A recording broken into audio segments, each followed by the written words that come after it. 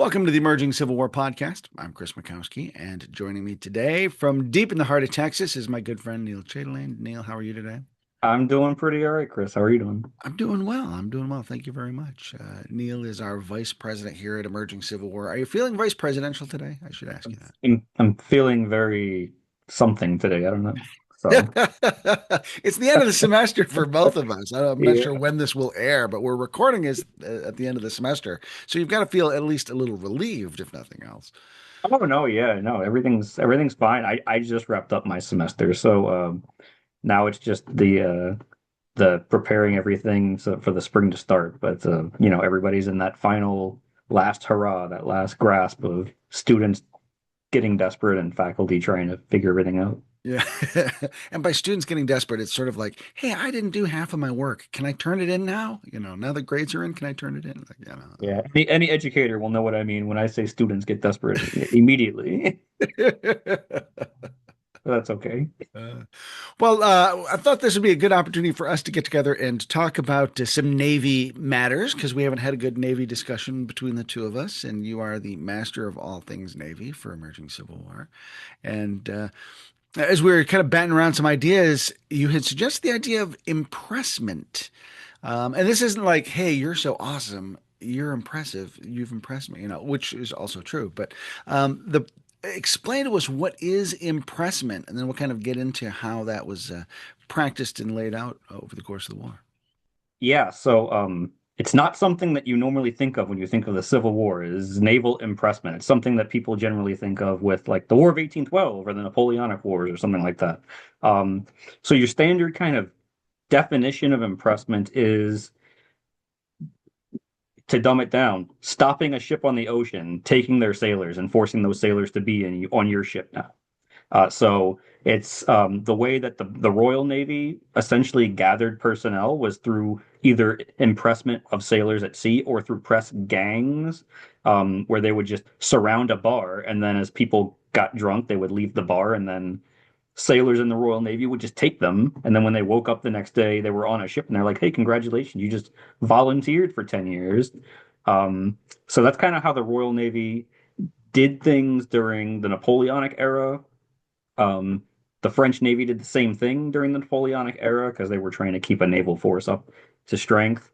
And you'll never guess who they impressed. They impressed a lot of sailors from the United States. I think the statistics are that before the War of 1812, about 10,000 American merchant sailors were forcibly impressed into the Royal Navy and then some more into the French Navy. One of the reasons why the U.S. declared war in the War of 1812. So that's the concept, and that's kind of where the roots are in American history. Um, but it's still a thing when the Civil War happens, and it's still a thing, not necessarily at the international level, but it's going to be something that continues to occur during the war, as both sides are kind of desperate for sailors to be on their ships during this expanded naval conflict. Yeah, I guess my real exposure to this topic was, it was a big thing for John Adams with the Quasi War with France. That was one of the areas of Mhm. contention. Those Napoleonic Wars that you mentioned, kind of getting up and going, and France needs sailors, and U.S. sailors were a hot commodity out on the seas. Why is it that anybody would think it's okay to just scoop up people and make you be a sailor?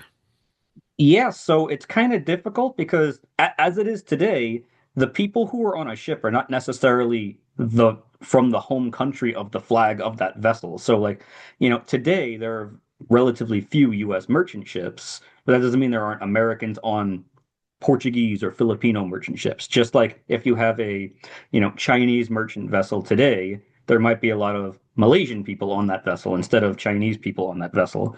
And so there's this question of, are the people on a ship actually from the place that the ship says it's representing or from or something along those lines? And so there's this question of jurisdiction that comes all around. The Royal Navy with the War of 1812 and the Napoleonic Wars, they essentially said, well, everybody who's an American sailor is essentially a deserter from the Royal Navy. They speak English. They left our ships at one point or another because they didn't want to be here. They went somewhere where they speak English that we don't control, the United States, and then they did a job that they knew how to do. work on the ocean because that's what they were doing before. And so the Royal Navy just assumes that a lot of people who speak English and who look British or American are British sailors who left by force. And so the British are essentially just saying, we're just going to take you back. So there's this idea that impressment is sort of okay, and it's only sort of okay because the two big naval powers in Europe, the British and the French, are the ones doing it. Um, So it's like like it's okay because we say it's okay. right, Stop us. like Yeah. Okay. if it was a minor power, if the Austrian Navy started impressing British sailors, there'd be a problem all of a sudden. But it's the power, it's the powerful group impressing people from weaker powers. So what can you do about it? Not very much from a international standpoint. There's no international courts, there's no international tribunal system, or even really international laws, so to speak. And so it's just they grasped at that as a concept. And so throughout the first half of the 19th century, it's just there, and it's just And it's one of those prevalent in the things back of people's minds. like if you nab a sailor off someone else's ship and say, you're a British citizen, we're taking you back, and you say like, well, no, I'm not. Prove it. And like people aren't carrying their birth certificate in their wallets, and so the ability to prove your citizenship is not what the British say it is. It's pretty hard to do.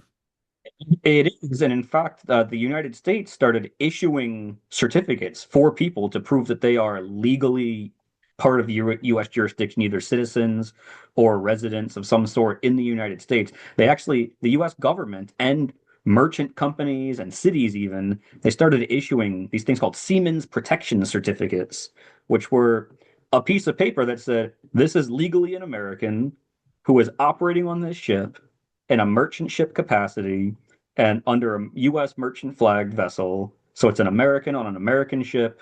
Everything's American. This person is legitimately not European. And then it was hoped that this piece of paper would protect anybody, hence the term protection certificate, so that they couldn't be taken, impressed, forced to go somewhere else. Now, that was kind of hit and miss. There's lots of documented letters of people who were writing from a British Navy vessel saying, I had a protection certificate and they just ignored it. And so I've been here for 2 years and can you please help me get off? And they're writing to like the U.S. State Department Mm. to try and figure out what's going on. And so it's hard to prove your citizenship or it's hard to prove where you're from when you're right. You're not carrying your birth certificate around with you, or if that such a thing even exists back then for you. So that was kind of the means of figuring it out. And it was sort of hit and miss on whether the British or the French or someone else would recognize that piece of paper as legitimate because obviously you could forge a piece of paper. You have to recognize someone's handwriting. You have to acknowledge it's true. So all you got to do is lose it and then that's it, or And I'm ignore it and then say that's it. I'm trying to walk through the logistics too. If I am in my bunk in the hold of a British ship that I've been impressed and I'm writing a letter to the State Department, I've got to get that letter off the ship somehow. And Hmm. the captain who's already got me there against my will probably isn't going to be like, "Oh yeah, let me send your mail for you." So like Yeah. there's that, and then getting it to the consul and then having the consul respond and then track the ship down and find like wow, it seems like a form of imprisonment for sure. Well, I mean, yeah, exactly. I've got one. I pulled up a letter here. It's from a book, Letters by African American Sailors, or actually from an article, Letters by African American Sailors, where this black sailor named Lynch is writing to an American diplomat named Hawker, and he says, "I beg leave to inform you, this is in 1807, or no, 1810, sorry, February 1810. I beg leave to inform you I was impressed at Liverpool on January 30th, contrary to my protection by this document signed by my captain, and I was drafted to this place.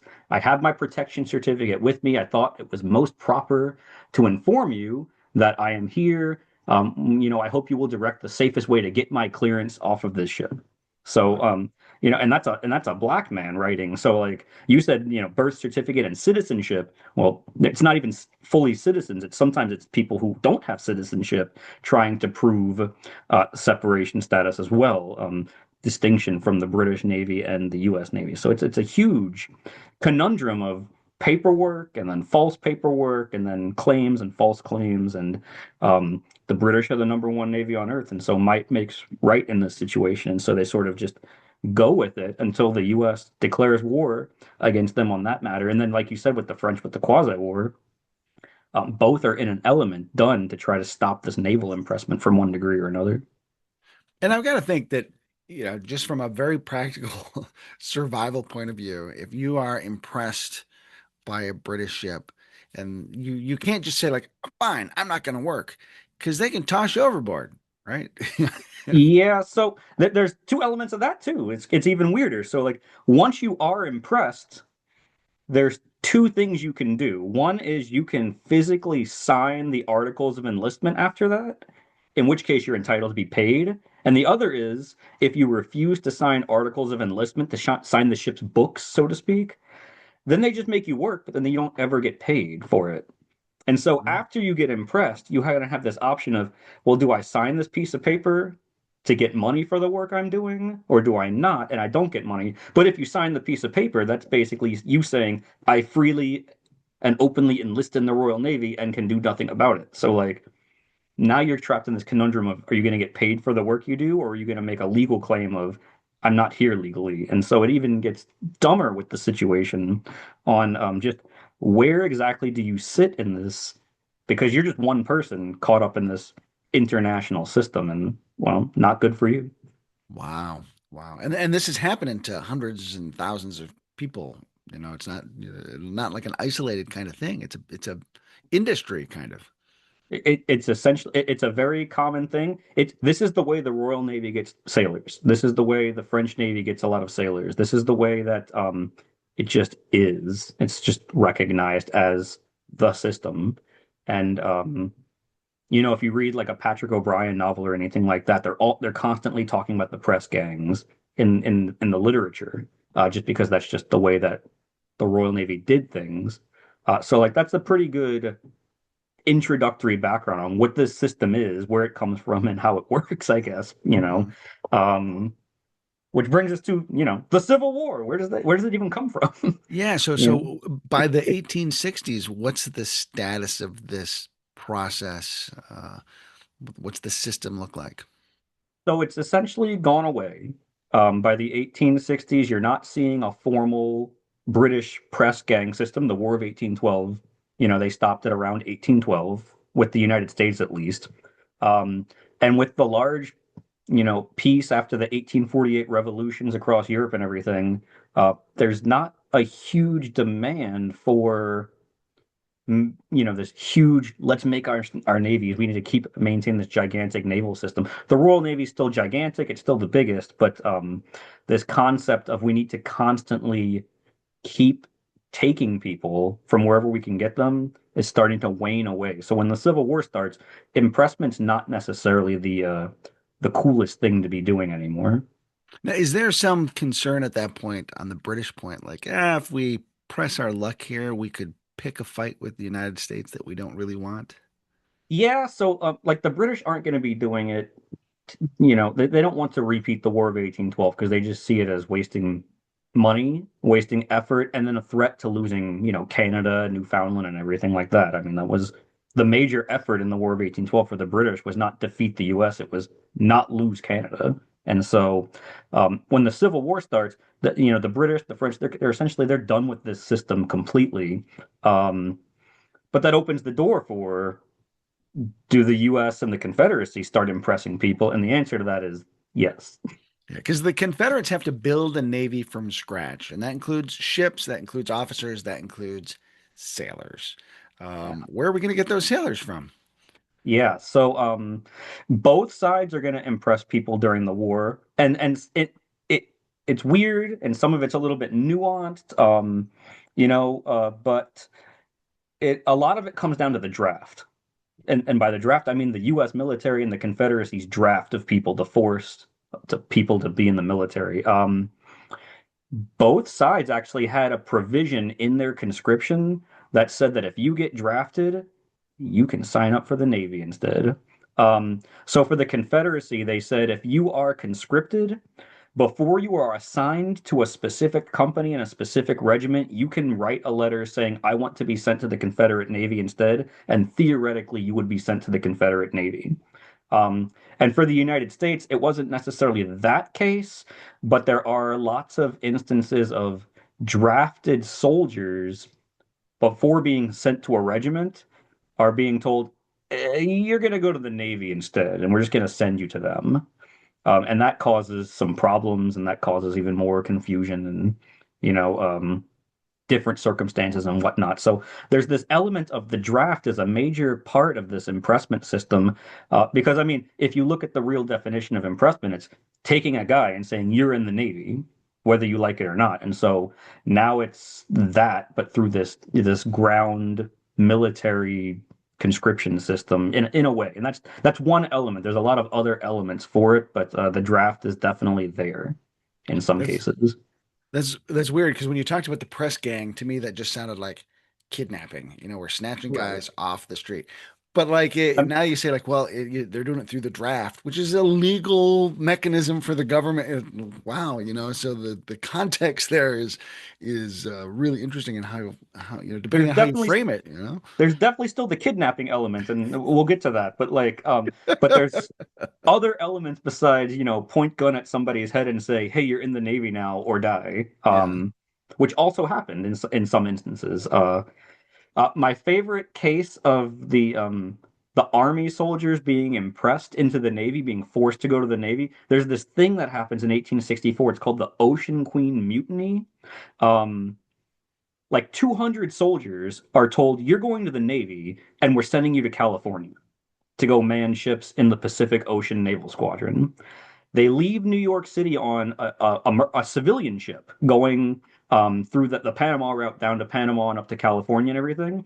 On their way down to Panama, these soldiers who are now sailors essentially, they have like two guards, like an officer and a warrant officer, and that's about it. And like a half dozen of these guys start complaining about their food on the ship as they're being transported. Then they start complaining about their food again. Every single day there's a problem with the food, and every single day there's an issue with where they're sleeping and how they're being kept and everything like that. And it got to the point that they broke into the ship's alcohol and started throwing furniture overboard and started throwing food overboard and demanded that the black sailors who were being transferred to the Pacific Ocean Squadron serve them.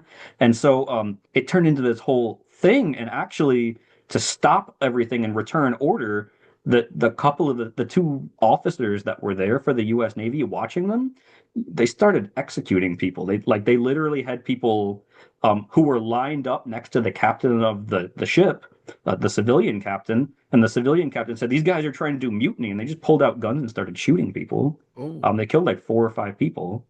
Um, and so like it's not a case, and I bring it up as like so there's the legitimate way of, hey, you draft someone and then say, oh, but you're in the Navy now because we need people to be in the Navy. That doesn't mean that they want to be in the Navy, and that doesn't mean they want to go to California. Like these guys tried to get away from that whole service, mhm. even though going to California in the Navy was probably a much safer option than Virginia, May 1864, because this happened March Oh 1864. yeah, So right. you know where they're going if they would have stayed in the Army.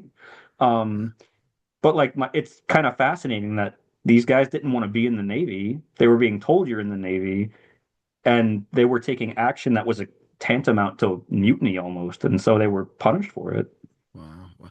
Well, and I'm kind of trying to imagine what it's like if you're one of those infantry guys or think you're going to be an infantry guy and you're told that, oh no, you're going to the Navy.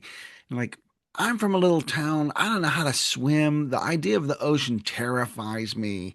Mhm. Um, how much of an issue is that? Just like the Navy's full of a bunch of guys that don't know how to swim, which is literally the case, right? Yeah, I mean it's an issue. There's lots of cases of sailors drowning when their ship is sinking because they don't have the means to escape. Literally, they don't have the means to escape because they can't swim. It's a real problem. I mean, they don't teach swim class when you join the Navy back then. They do now, but it doesn't exist back then. They don't teach how to create a life floating device with your clothes back then, like they do today. And so it's a real issue of, a concern for a lot of people about what can I do and how can I survive this system? And for some, it's I'd rather take my chances on land. But what's weird is that there's the opposite effect as well, especially in the Confederacy. There's a lot of soldiers who begin writing letters to government officials saying, "You got to get me in the Navy." These are Mhm. soldiers in like Joseph Johnston's army in Georgia in January 1864 saying, I have all these skills and I swear I would be a good sailor. Get me in there. Yeah.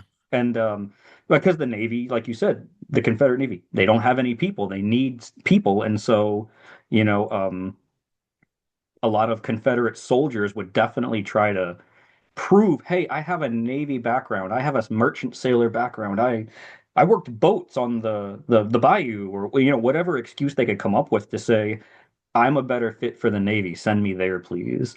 And there's some diaries of some soldiers that exist that, after 8 months of petitions, they actually got accepted. And so their diary is part soldier and then part sailor. It's kind of interesting.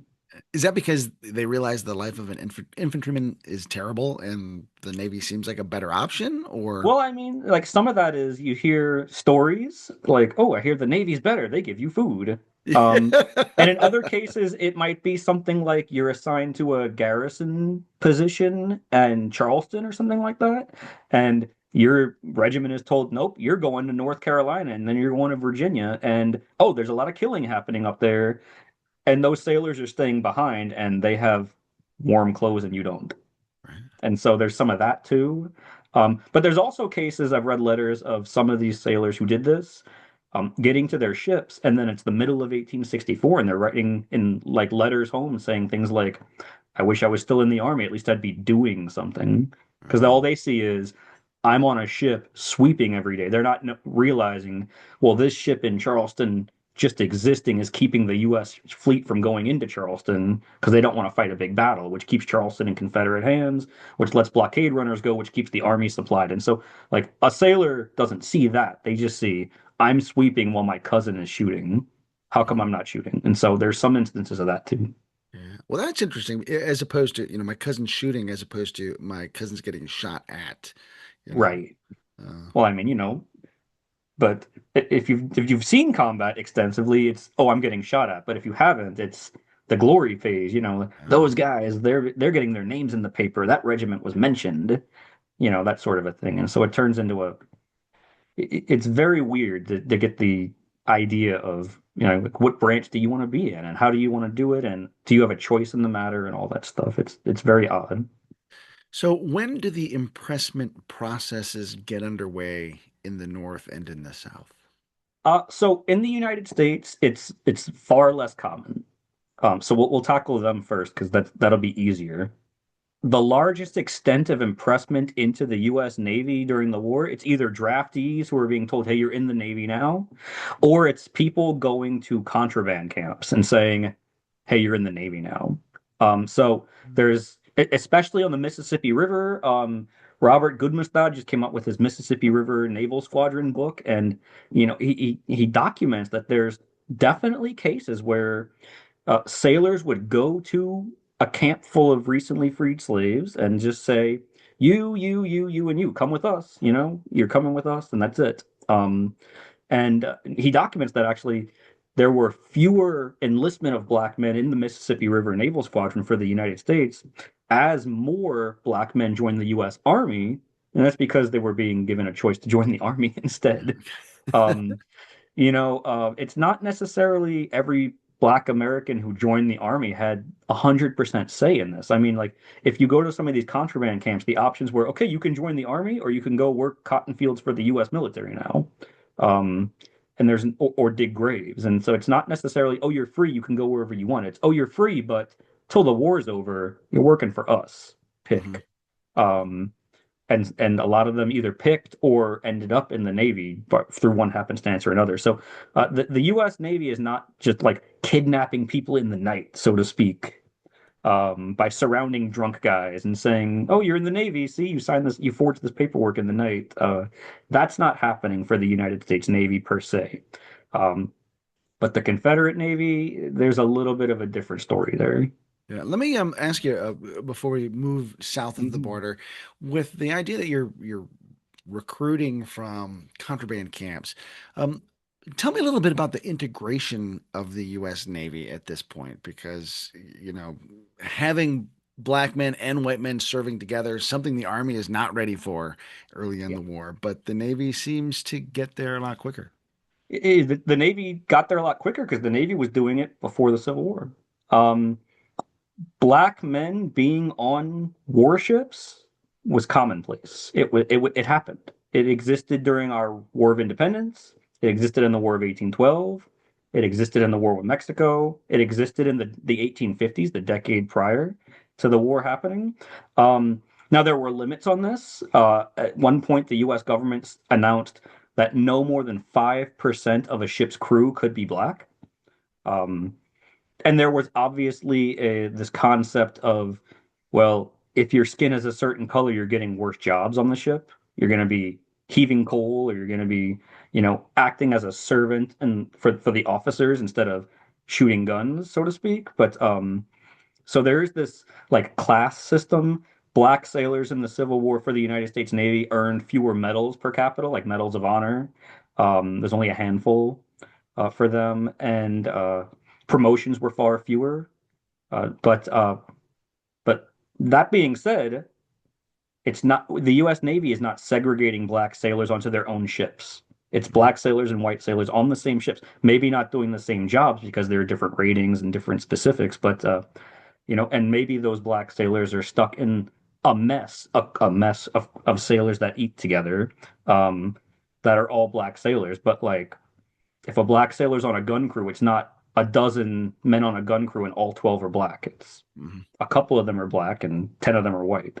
And so there is somewhat of an integrated system in the US Navy. It's not equality whatsoever, but it is an antebellum system that continues, and it is mm, providing more opportunities for black men in many ways that they wouldn't be getting elsewhere. And so when the war begins, the Navy just goes, "We're already doing this. Let's just enlist more black men. It's already legal. Let's just do it."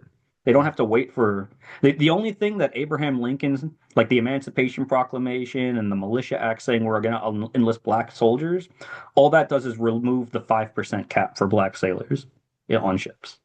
Yeah. So let me back up too to something else I wanted to ask you about. When you talked about guys who get drafted and instead of going to the Army, they're getting assigned to the Navy. Knowing that there was some inter-cabinet rivalry between the War Department and the Navy Department, how did how did that come about? Because I know that the two didn't always see eye to eye. Yeah, it's true. For the United States, the War and Navy Department's leaders they didn't get along perfectly. Same for the Confederate War Department, whoever was in charge that given month, because it kept changing, and the Navy Department, where it didn't change. But you're right, there was this significant issue. The Navy would win out mainly because all they would say was, well, we need another 1,000 sailors or the blockade's going to end. And then Ah, do you want the Confederates to have guns next year or not? And if you say that at the right time, like not during the middle of the campaign season, but in January, it'll work. yeah, And yeah. then the US government will say, well, we don't need these 500 guys today. We'll need them in May, but we don't need them today. We'll let 500 go this time.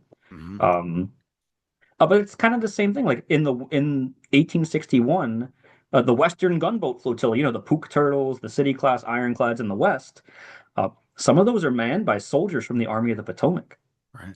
who volunteered from the Army of the Potomac when they said, "Hey, we need guys who know ships. Who wants to go?" And a few hundred people from the Army of the Potomac actually ended up serving in Ohio and Kentucky on these ships for a while. It was supposed to be temporary, but it wasn't. But it's much more convoluted with this whole manning system. And the same for the Confederates. It got so bad that the Confederacy actually passed a law that said if the Confederate Navy asks for people and you have maritime experience, you're going. Yeah. Ah. And Um, I and I think know, the like, statistics. I think the statistics are, of the about 5,000 people in the Confederate Navy. By the end of the war, there was maybe 1,500, 2,000 of them still in the Navy. Probably half of them were soldiers from the Army uh, who were transferred to the Navy at one point or another. And I know with the riverine operations, there was a lot of disagreement between the Army and Navy about who was going to be responsible for that. And it was more like a no, you do it, no, you do it, as opposed to I want to do it. You're like there was a lot of trying to pass the buck. So I can see how populating those boats then would have been an issue in figuring all that out as well. Then, Yeah, and to even expand this concept even further, we're talking about impressment of people. What about impressment of ships? ah, Seizing ships and forcing the vessel to be in that military naval force. Both sides did that. And they did it especially on the Mississippi River because they were desperate for ships on the Mississippi River. The U.S. Ram fleets, what became the Mississippi Marine Brigade, um, those were just ships that they were like, okay, we're taking these and paying for these. Thank you. The Confederate counterpart, the River Defense Fleet, 14 ships seized at the port of New Orleans and then paid for 6 months later. They were just taken and mm, seized. So like the impressment goes beyond just is this person going to be in the Navy? Is that ship a warship or not? And then that even brings up the other question of, well, you said warship, so who does it answer to? Is that an Army ship, a Navy ship, a revenue cutter? Is that a Louisiana Navy vessel? Is that a River Defense Fleet thing? Is that a U.S. Ram Fleet thing? Like, where does the confusion of just the jurisdiction, especially on the rivers, is unparalleled in some ways. It's yeah. confusing to say the least. That just makes learning about it even more confusing. And of course, they're having to make up these rules as they go. It always baffled me, though, on the Confederate side, where the Confederate government is just sort of reaching in and saying, hey, we're taking these ships. We're going to pay you with money that's going to turn out to be worthless, which is very much the opposite of some of the political principles that the Confederacy is founded on, where you want a very decentralized, non It authoritative central government that is it now it exerting a lot of power. it's an excellent example of more of a command economy that develops in the Civil War by the Confederate government out of desperation because they need to marshal the limited resources they have. And so, I mean, it's very clear that they developed this command system with the tax in kind method, with food, and all these other elements.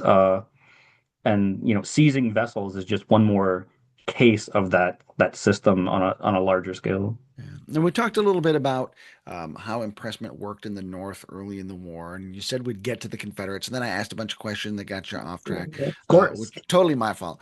So let's go back now, and it's okay. how did the impressment system work for Confederates early in the war? Yeah, so there's two main areas of concern for the Confederacy. One is how do you man commerce raiders, and the other, we'll get to it in a minute. Let's do commerce raiders first. Okay. Strictly speaking, commerce raiders, for the most part, ships built or acquired overseas and that scoured the ocean to destroy the U.S. merchant fleet. Well, that's a problem because if they're built overseas, that means that when the ship becomes a Confederate warship, it's got like 8 officers and then a crew of question mark. Nobody knows. Nobody, Yeah. they don't have a crew. It's not like the Confederates are going to try and sneak Confederate sailors from the Confederacy to Europe. They even have their own receiving ship in France, CSS Rappahannock. Um, but like that's mostly for officers and supplies. It's not for enlisted sailors. So a lot of sailors that end up on these Confederate commerce raiders, they get there from two ways. One is when the ship becomes a warship, CSS Alabama becomes a warship. Captain Raphael Sims announces, "Hey, we're a warship now."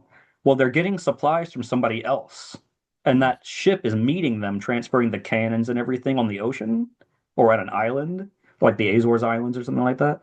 And basically, Sims will say out loud, "We need sailors, and this is a noble cause, and there's prize money."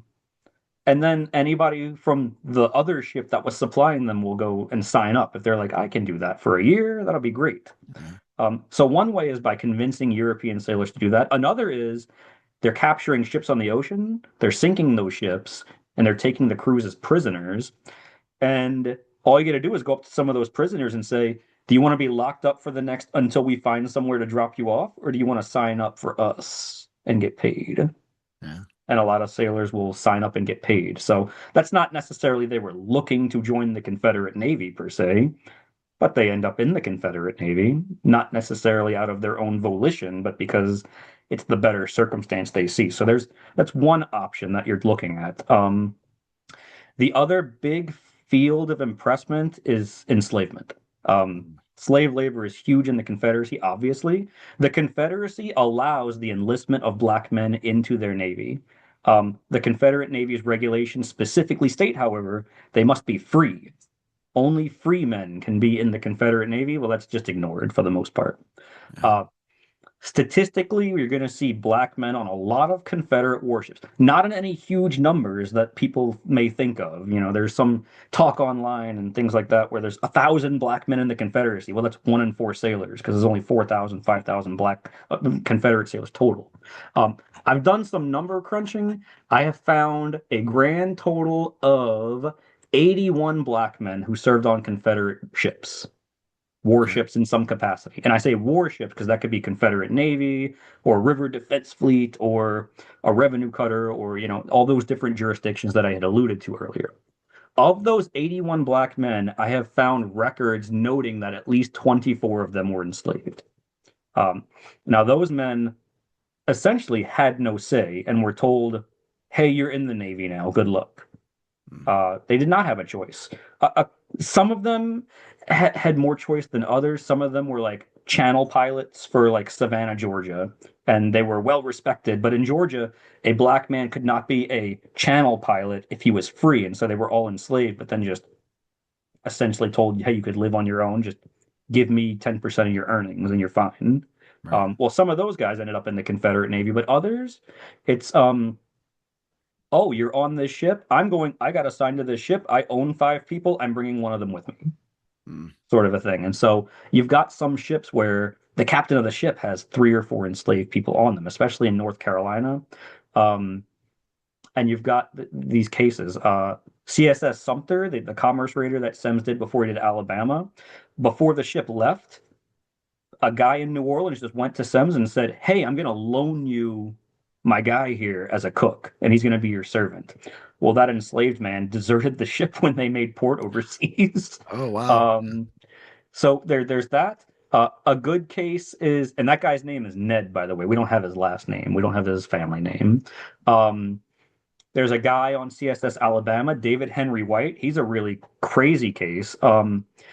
Semmes captured, CSS Alabama captured this ship in late 1862 called Tonawanda. It was a merchant ship bringing rice from the United States to Europe.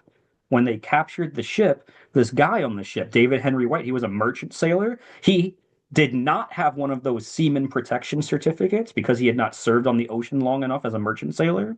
He's a black man. Raphael Semmes just takes him and says, "This man's a runaway slave from Delaware, and we are taking him." Oh. And again, And he's how do you prove or disprove that, right? correct. Yeah. And what Semmes notes in Alabama's logbook, he says, "I took this man, David White, who is a black man without freedom papers," is what it says. And by freedom papers, what he's referring to is he didn't have this seaman's protection certificate. Not that he wasn't a free man, because he was. I mean, a whole biography on this guy by Andrew Sillin's been written recently, where he goes into the census records and it's like, oh, there he is on the census for Delaware under the part that says free people. Like, of course he's not a slave. Um, White ended up on CSS Alabama. He was there for 2 years, and he died when Alabama sank in 1864 in its battle against Kearsarge. And he died because he did not know how to swim. Oh, yeah. And so it's kind of that's one example tying a lot of these themes together. But black men served on a lot of Confederate ships. There were at least 4 black men who served on CSS Shenandoah. One of them only signed up because he was captured from a ship, a merchant ship, and was triced up every day. And triced up means literally you were tied by the thumbs and held up above your head like this so that you're just kind of like balancing on your tippy toes as long as you physically can until you pass out. And they would just do that to him every day until finally he said, "I'll sign whatever you want. Just like let me down and give me some food, please." Yeah. And so he became a crewman of Shenandoah all of a sudden. There were 4 black crewmen on Shenandoah. The Confederate privateer Jefferson Davis, since we're talking about similar things, there were at least 2 black men on that privateer. One was named William Smith, and he was captured from a ship Jefferson Davis, the privateer, captured, and they just said, "Hey, you're our cook now."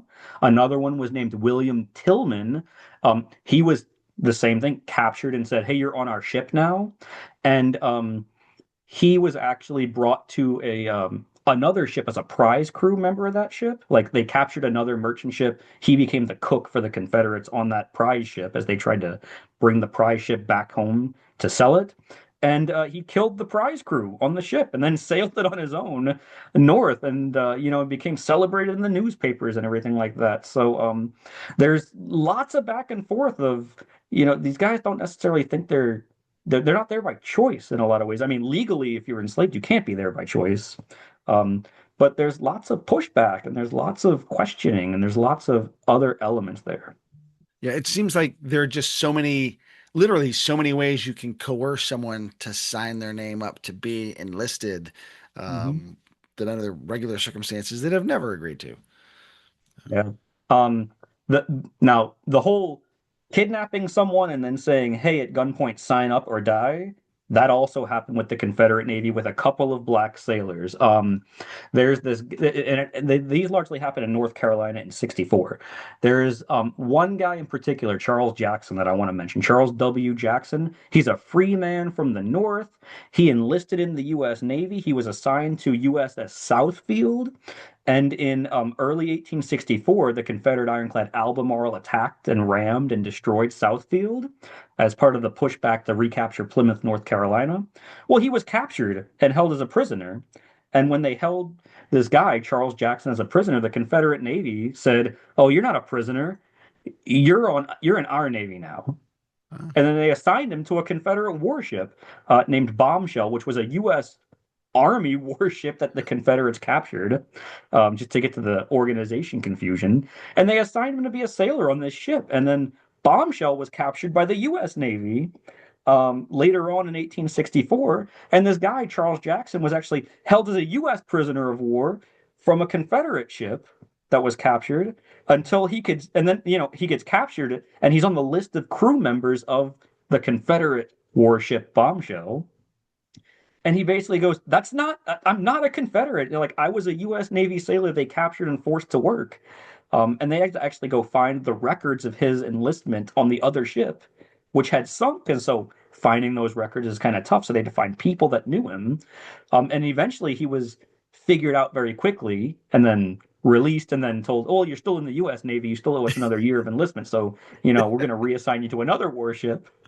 But like there are several instances. I know of at least three or four people who were U.S. Navy sailors captured by the Confederates who were black and then told, "Well, you're in the Confederate Navy now. Good luck." Because any black man captured against the Confederates is either a slave or we kill them. So right. pick. Yeah. And so there's several instances of that happening too. It's really weird stuff. Wow. And I can at least imagine if you're the U.S. captain who recaptures Jackson or someone like him, like it's plausible to at least believe, like, yeah, I was captured and recaptured, and because that stuff's happening and been happening for for decades. But figuring that out, the paper trail again, really hard. You're in a ship out at sea. How do you figure that stuff out? Pieces of that happening in the army, but that's usually somebody ends up in they join the Confederate Army, they end up in a Union POW camp, they join the U.S. Army to escape, they end up somehow not going west but going south, and then they get captured by the Confederates, and then they're told, "Oh, well, you're a deserter from the Confederates. Now what Mm, happens to you?" So like, it's very weird stuff. It's convoluted stuff, but I mean, not in any huge numbers are any of these things happening, but they are happening, and the whether it's large numbers or small numbers, well, if it's happening to you, it's large enough. yeah, right. Yeah, that's right. That's all that Like if you're matters. the one guy, well, that's all that matters for you. But it's happening enough where there's enough of a paper trail where if you find the records, and it takes a lot of work to find them, but if you find the records, they exist. Yeah. Is there a legacy that results because of this in the way that, like, for instance, prisoners of war, like that became a really sore spot between North and South afterwards? Is there a legacy that survives because of this impressment practice? Um, Here's what I'll say about that is as the Civil War is happening, and what you're seeing is this shift. in naval doctrine where before it was you signed up for a ship. So like before the Civil War, if you joined a navy, you signed up to be on that specific ship for that specific cruise. So like if you're an antebellum sailor, USS Merrimack is sailing around the world on a tour. Um, what you did was you didn't enlist in the US Navy and then get assigned to Merrimack. You signed up to be a sailor on Merrimack, so to speak. But what we see is that during the war, because of all these desperate needs for people, it becomes sort of like the army where you sign a specific enlistment for a certain amount of time, and the Navy uses you as they will instead. And so we're seeing shifts in how enlistment works, per se. Okay. Um, as far as the impressment idea, what I'll tell you is that later on, when like the draft starts happening, in the 20th century, there's still elements of choice in that draft, where if you get drafted, sometimes they're like, well, you got drafted, so what are you picking? There are people fighting on Iwo Jima and Okinawa in World War II who were Marines who were drafted. So it's not the army is drafting you, it's the military is drafting you. Mm. And so there's, sprinkles and hints of that sort of stuff happening as well from a longer case. Was there like a prize court thing that happened? So part of the Alabama claims was that U.S. The British were helping the Confederate Navy out, and some of the claims from these Alabama claims were And we're talking about the Alabama ship, not the state, yes. by the way. So yes, Alabama the ship, since it was a British ship built by the British and then mysteriously ended up in the Confederacy, sort of a thing. That was the name of the series of prize cases that came about after the war, where the U.S. government essentially sued Britain, saying, "Give us money as reparations because you helped the Confederacy illegally." Um, Part of the legal dispositions of that was taking statements, and some of those statements were from some of these black sailors who were forced to be in the Confederate Navy, who Mm. were captured by Confederate ships, who were ships that were from England, essentially. Mm. And then they would testify or to make statements that were used in the court proceedings. Those Alabama claims, if you're looking for a real thing that's a legacy, those Alabama claims became part of the Treaty of Washington, which helped create dominion status for Canada as a more independent area. But it also became the thing that sort of brought about this concept of international arbitration. Okay. Ah. That's kind of the first really big international arbitration is the arbitration for this Alabama claims settlement, which the British did give reparations to the United States for. So it's got one small element to play in that, but there is a small element there. Yeah. If someone wants to learn more about impressment and its impact on the navies, any place you'd point them to? Yeah, there's a lot of books about naval impressment for like the War of 1812. There's some books on like the Leopard Chesapeake affair where the Royal Navy attacked a US Navy warship in 1807 and impressed U.S. Navy sailors from it. As far as Civil War stuff goes, the best one by far is Kidnapped at Sea by Andrew Sillin. It came out last year, um, where it documents this guy, David Henry White, who he was, where he comes from, and then how he was taken by CSS Alabama, forced to be in the Confederate Navy, what that looks like, and it goes into the background of all of this. There are other books on like seaman protection certificates and how those existed, all that stuff. But if you're looking for the best book on a case study of this actually happening, it's Kidnapped at Sea by Andrew Sillin. Um, Other books, they go into it as like anecdotes, but nobody's really looked at it at a more macro level. I've spent a lot of this past summer researching black sailors and the Confederate naval forces. And so hopefully one day that'll turn into something that will elude that and help add to the literature for that a bit. But like the literature seems a little bit lacking in that case just because there's not very much there. Very good. Well, Neil, I appreciate you taking some time today to spell all this out for us and uh, help us learn a little something new about something we probably haven't heard much about. So, Now I can find those obscure topics. always fascinating, though. Great to chat with you today, pal. Absolutely. So, on behalf of my colleague Neil Chatelain, I'm Chris Mackowski. Thanks for being with us here on the Emerging Civil War podcast. We'll see you online and on the battlefield.